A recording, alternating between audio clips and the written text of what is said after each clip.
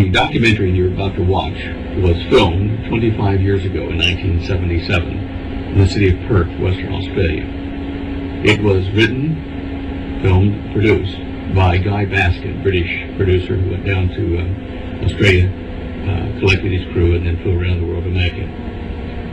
The copy you have is an archived copy because all of the masters of this show have been destroyed in various house cleanings at the channel over the last 25 years.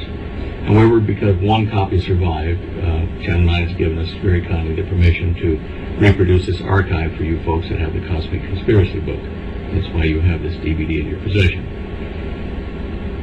The documentary was originally filmed, the first hour of it, without me.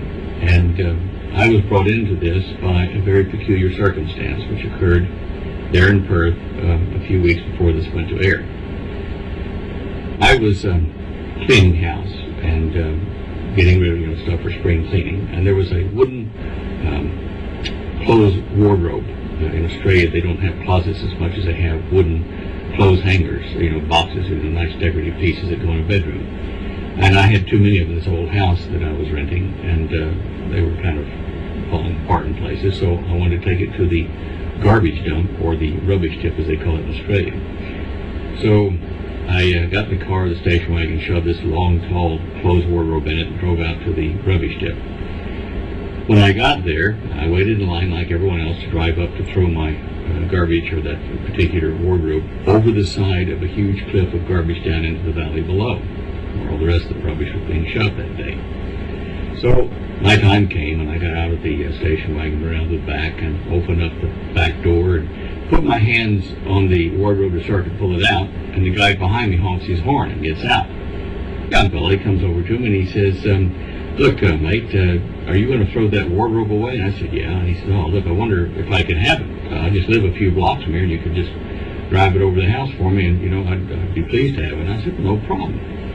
Well, with this, a crowd kind of started together around us, and it wasn't other people dumping trash. It was the garbage guys that had filed rights on this garbage tip. And the rights were to mine the garbage, to pick out and sift through what they wanted for valuables and then resell it or use it. So they came across and said, oh, look, mate, to the guy that was trying to get the wardrobe from me, you can't have this because it's now in the tip, in the rubbish dump, and it is ours. And so he turns to him and says, oh, no, it hasn't actually been taken out of the car yet. It's in his car, so he can take it over and give it to me at my house. Well, with this, these garbage men, or miners of the garbage, whatever you want to call them, big fellas, started to kind of bristle up and walk over, a bunch of them, like they were going to have a little bit of fisticuffs with us. And one of the guys got a D9 dozer and started to move toward this guy's car behind me, and he was going to push his car over the edge. And he says, we're going to push your car over the edge, mate, if you don't back off and let us have this wardrobe. So with this, the guy that was asking me for the wardrobe reaches in his pocket, pulls out his wallet, and he's an off-duty policeman. He says, right, the first one of you makes a move, I'm going to arrest you. Well, that kind of put a quiet on the whole argument. The policeman got in his car, he told me, follow me, and so I followed the guy. By this time, there'd been a crowd of people throwing the rubbish away watching all this, and a couple of guys behind the policeman's car said, oh, look, you mind if we come with you? So anyway, a little gaggle of us went over to the policeman's house and installed the wardrobe in his bedroom, and had a cup of tea and coffee there with him, and talked about, life, death, universe, and what I was doing in Australia, and various things like that. And then I went home. But a couple of days passed, and a man who's now a good friend of mine, but I didn't know at the time, came driving up to the front door of my house, and he knocked, and I let him in, and he said, oh, look, my name is Hugh Kitson. I'm a film editor for Channel 9. I said, oh, yeah, I remember you at the policeman's house the other day. He said, yeah. He said, I listened to a few things you were talking about, and I get the impression you know a bit about this UFO stuff. And I said, well, yeah, a bit. And he said, well, we're doing a documentary. We're going to keep it very quiet, but we'd like for you to come in and appear in it. So I said, all right, and went down to the station, and they did a test interview, and thought, right, okay, there's more to this, so we'll film it over at Hugh's house.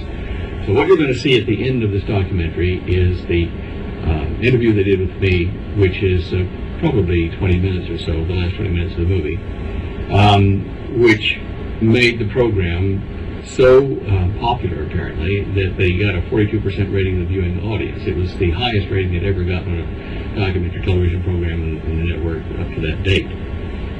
So I want you to bear that in mind. What you see here was what we were telling people at the time publicly 25 years ago. You see Steven Spielberg in there, and his opinion basically still hasn't changed on the UFO alien abduction thing. I think you'll find that very interesting.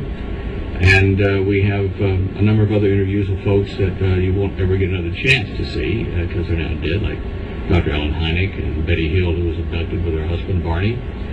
So sit back, enjoy the show, and look for DVD number 2, which we're in the process of making now. I came back and I wanted to relate to dry land, and I also wanted to think about close encounters, so I went out to Pear Blossom, which is the desert near Mojave. There's nothing around for miles, and if you want to watch the cosmos, that's the place to stand and do it. I mean, you feel like a grain of salt, and the stars are so vast. I mean, it's almost like looking down at the sky because the sky surrounds you. It's an amazing planetarium show. And I went out there, and I parked my car, turned the lights out, and sat on the roof, and looked up at the sky, and said to myself, if something comes down here right now and lands on the road, and an opening appears, would I get on and take a ride? And I thought about it, and I looked up at the sky, and I got very, very nervous because I realized that I wouldn't get on and take a ride. As a matter of fact, I was getting so nervous by embracing and romancing that thought that I got back in my car and I drove back to Los Angeles. I was terrified. Most people think the interest in UFOs is limited to a few cranks. In fact, there are thousands of intelligent people who get together at international conferences all over the world to study them. We visited one at Chicago to interview the man who for 20 years was head of the U.S. Air Force top security investigation into UFOs, Dr. Alan Hynek.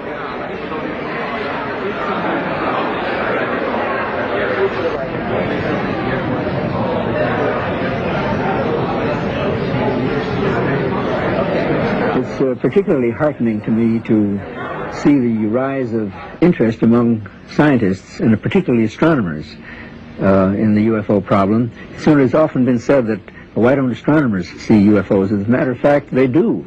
In a very recent report by Professor Sturrock of Stanford University, who queried all the members of the American Astronomical Society, found that 53% of those who responded said that, in their opinion, the UFO problem was worthy of scientific study. And what is more, 64 of the astronomers who responded gave what would be called UFO reports, objects, sightings that they personally had made at their observatories frequently, which to them was unexplained. One of the most important findings that has been made about this phenomenon is that it is global in scope. In other words, it doesn't belong to the French or the Americans or the British. There have been waves of sightings, usually lasting about a few weeks or a month and a half, over in very concentrated fashions in certain areas of the world. There have been such waves in Western Europe in 1954, for example. In this country in 1947. We know of waves in the Soviet Union, in China, in Australia, especially in Western Australia. And what is typical about these waves is that the people from all these different cultures around the world are describing the same thing in their own terms. What they are describing is an object that seems to be able to maneuver, it seems to be a technology, seems to come to the ground and leave traces. And there have been rings especially that have been found, burned circles that have been found very commonly in Australia that are absolutely identical to things that have been catalogued in this country, in France. There is now a catalogue of such traces that encompasses more than 1,000 sightings. An ordinary man in an ordinary street in America. But this man started the 1947 wave of sightings that swept the world when he claimed to have seen from his mountain rescue plane 9 disc-like objects, roughly 45 miles away, flying at a speed of approximately 1,500 miles per hour near Mount Rainier, Oregon. The date? June 24, 1947. Later, when asked by a reporter to describe how they flew, Arnold said their motion was like saucers skipping over water. In the papers the next day, the world first saw the term flying saucer. On June 24, 1977, 30 years to the day after he first sighted them, Ken Arnold consented to speak to us.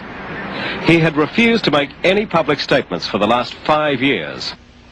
It's easy to see that after 30 years, he's still angry at the disbelief. Right here, we've seen something, I've seen something, hundreds of pilots have seen something in the skies. We have dutifully reported these things. And we have to have 15 million witnesses before anybody's going to look into the problem seriously? Why, this is utterly fantastic. This is more fantastic than flying saucers or people from Venus or anything, as far as I'm concerned.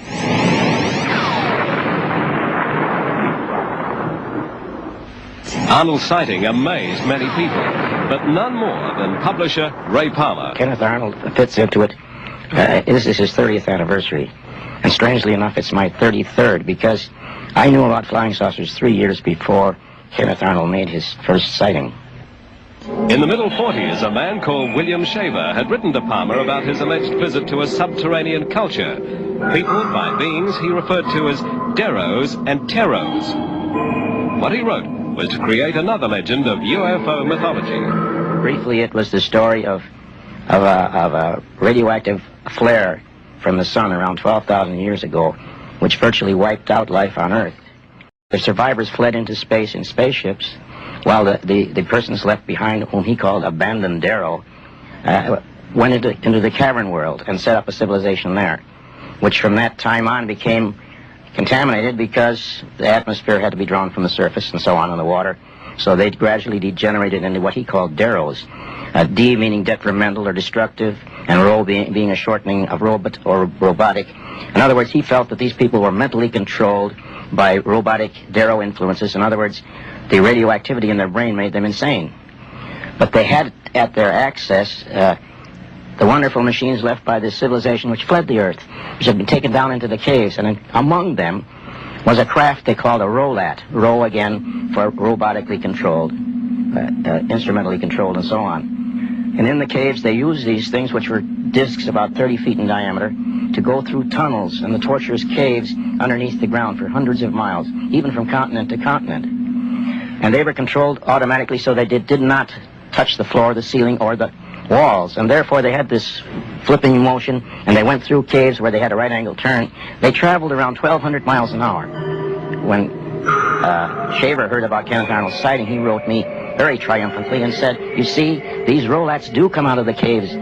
Perhaps the greatest surprise was when Arnold reported his sighting to the nearest U.S. military airbase. He found on the wall of the commander's office this classified gun sight photograph, which bore a remarkable resemblance to what Arnold claimed he had just seen, and Shaver had discussed 3 years before. Something else Ken Arnold didn't know was that Dr. Hynek was officially researching UFOs for the U.S. Air Force and compiling a classified report known as Project Sign, later to become known as Project Blue Book.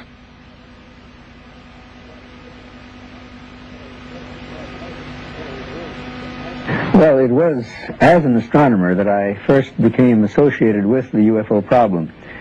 In 1948, the Air Force asked me, as an astronomer, to assist them in seeing how many of the reports on flying saucers that were coming in at that time could be explained astronomically. And one thing led to another, and I became scientific consultant to the Air Force and remained so for some 20 years. I started almost as a complete skeptic, because I thought the whole thing was a question of post-war nerves, but it was the persistence of the phenomenon, it refused to dry up and blow away, that finally led me to the belief that we had a real phenomenon to deal with. In the years that followed, Hynek was to investigate reports from all over the world. Soon clips of film like this one began to reach him. This unique film that we've managed to obtain has puzzled scientists and experts all over the world, and to this day remains a truly unidentified flying object. Meanwhile, the media still referred to them as flying saucers.